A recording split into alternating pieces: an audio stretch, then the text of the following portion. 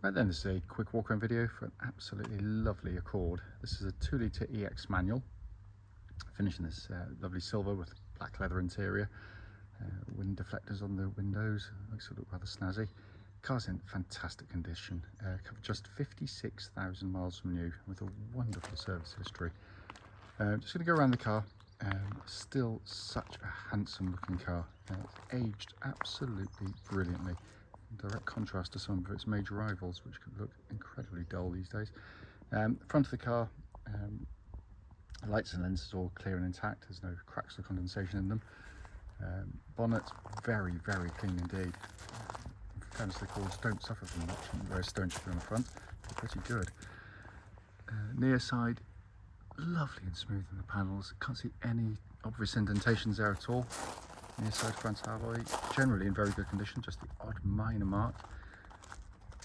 Panel works absolutely beautiful. Near side rear alloy, again, lovely. And around the back, so it's got a really lovely stance. The only mark, any notice, it's been touched in, just on, you just see the crease line above the parking sensor there. It's obviously just caught something and touched it in. It's on plastic, so it can't rust, obviously. But the whole point of the video is to show any imperfections where I can, and that pretty much sums it up. That's it. Rather subtotal of it. Offside, driver's side, again, incredibly smooth. Paintwork's got a lovely lustre to it. It's been washed, it's not been polished or anything. Offside rear alloy, lovely condition again. Absolutely fantastic. Front alloy, again, in lovely condition. So externally, I mean, it is for a car that's 12 years old, in extraordinary condition, really. Coming to the boot area, huge boots on the Accord. You can drop the seats down, 60-40 split, levers inside the boot area. With respect to the Honda, very nicely finished. Coming to the back now, you see the full black leather interior. And for what is essentially a family car to be in this condition after this mileage is quite extraordinary. The leatherwork looks absolutely stunning. When you come in on the passenger side, footwell area is really nice. Passenger seat there in absolutely fantastic condition. Finally, coming on the driver's side, door cut again, absolutely wonderfully clean. Same with the footwell areas. There is a set of mats for this car, by the way, I just forgot to put them in, but they do come with the vehicle. And driver's seat, again, in extraordinarily good condition for the age of mileage. So inside the car now, engine's running through this section as always, so the dashboard can be seen illuminated. The dashboard just looks like new, it's in incredibly good condition. There's still a lovely interior. Sat nav, you can see working exactly as it should there. We can't reverse, you can see the camera working exactly as intended as well. Lovely in here. Just coming to the dashboard binnacle, hopefully you can see 56,124 miles. There are no warning lights on, and as I said, it's just been kept simply sensationally. Finally, just to show you, owner's manual pack and lock wheel nut key, all here and present with the car. Right then, see a quick road test video, and this is for a Honda Accord 2-litre EX manual. Car's registered WF11DTY, and with the mileage just 56,124 recorded. The reason, as I always say, so just move my keys out of the way. The reason for the videos simply is to ensure that if anyone's looking at any of our cars online, they get to see the very car advertised actually in operation. And the reason we feel it's important is because, unfortunately, like numerous people, we've been to see cars which have looked absolutely fine in photographs or description, but only to get there and find out it's got an obvious fault that shows up when you drive the car. We also do it on these very quiet country roads in this absolutely beautiful part of Gloucestershire. This actually forms part of the road test route we take our customers on, and the hope is, obviously, that it'll be representative of what you'd feel yourself should be offered a test drive in the car. So, coming to the car, it's been very, very, very well looked after. And before I start the video, I am massively biased. I adore these Accords, but that's not going to get in the way of just doing the obvious things, mechanical checks, that kind of stuff. But starting with the engine, which starts instantly and settles to a smooth, even idle.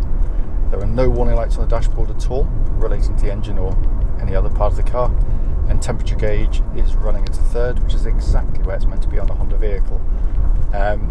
Honda, as I repeatedly say, build the best 4-cylinder engines in the world, in my humble opinion, and the opinion of most in the trade as well, for a variety of reasons.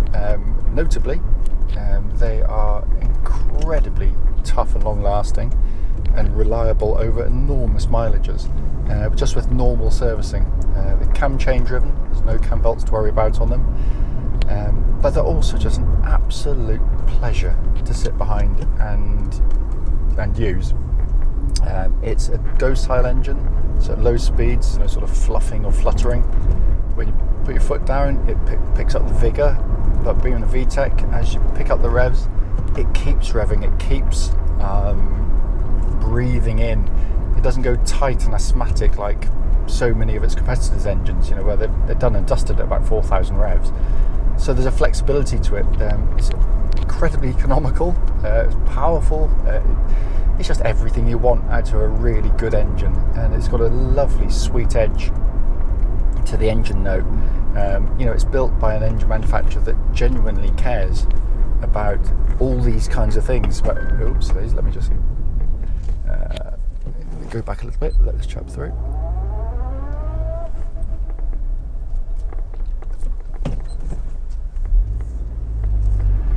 Sorry, just the fuel lights just pinged on. So yeah, it's a storm engine, because you put your foot down, you get that lovely kind of induction sound from the Hondas, and it just doesn't sound strained, doesn't sound harsh. It wants to rev, it's keen to rev. Brilliant, absolutely brilliant engine. Engine then feeds through into the clutch and gearbox. Clutch of the car nice and smooth, positive, bite points exactly where it's meant to be. And then you come through to another brilliant manual gearbox from Honda. 6-speed gearbox, gear changes are slick, precise, mechanical in feel, positive. You can feel the engagement of the synchro mesh, which is remarkable given it's a cable operated gearbox, as most front wheel drive cars are. It's the absolute opposite to most in its class, which you kind of have to use almost reluctantly. This is joyful. It's such short in throw. It's just a fantastic gear change. It really, really is. And it's with the driver in mind. It's that tactile feel to make you feel special when you're just touching the gear lever, when you're operating it. And it's a huge amount of effort from Honda goes into making these feel as they do. And that feels absolutely as new, by the way. Steering and chassis on the car, to me, are the unsung heroes of this car. Everyone knows about the engines, everyone knows they're lovely looking cars and they're nice to sit in and all that kind of stuff. But the chassis is, even by modern standards, absolutely incredible. Steering of the car, beautifully weighted, accurate, precise. It's got a fluid feel, even though it's electric power steering. It's one of the best power steering systems to use electric for its function.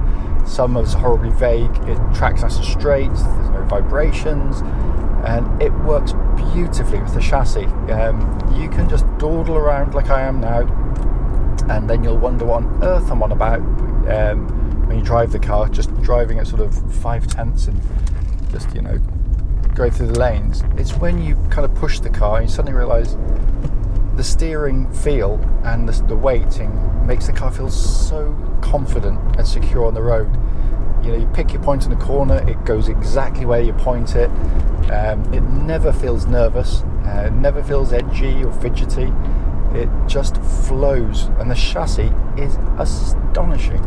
It rides this section of road, which is horrendous, by the way, incredibly well. It's got beautifully set dampers. The ride is set perfectly for this type of car. But going through corners, again, you wouldn't believe it just driving like I am now.